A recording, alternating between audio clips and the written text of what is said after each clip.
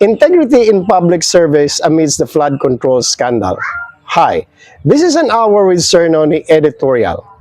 The floodwaters that swallow our streets every rainy season are no longer just natural disaster. They are the shameful reminder of man-made corruption. Billions of pesos are poured into flood control projects year after year. Yet, what do the people get? Half-baked infrastructure, clogged waterways, and the same misery of homes drowned, livelihoods washed away, and lives disrupted.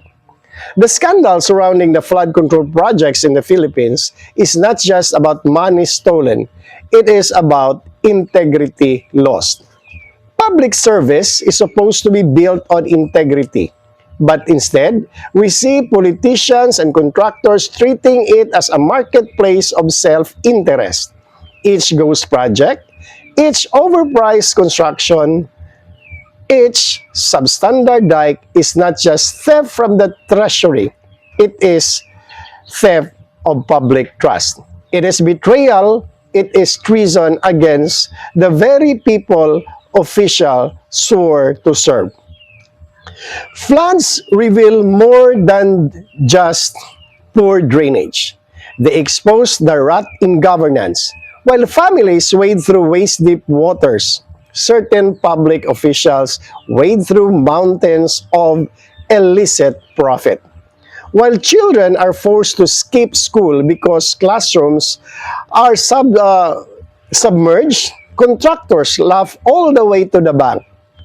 And while taxpayers struggle to rebuild their lives, every storm, corrupt leaders shamelessly rebuild their political war chests.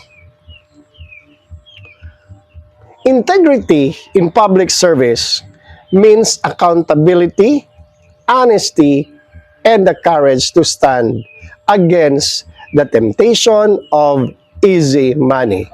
Yet in this scandal, integrity has been the first casualty until the government stops treating flood control projects as political pork and starts treating them as lifelines for the people. No infrastructure ribbon cutting can hide the truth.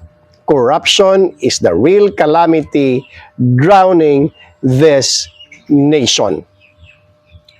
It is time for the people to demand more than excuses and band-aid solutions.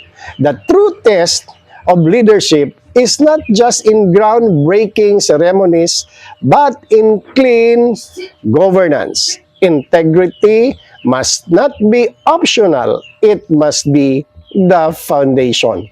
For without it, every flood will only deepen the distrust of a people betrayed too many times. And for that many times, we are being betrayed. Thank you for watching.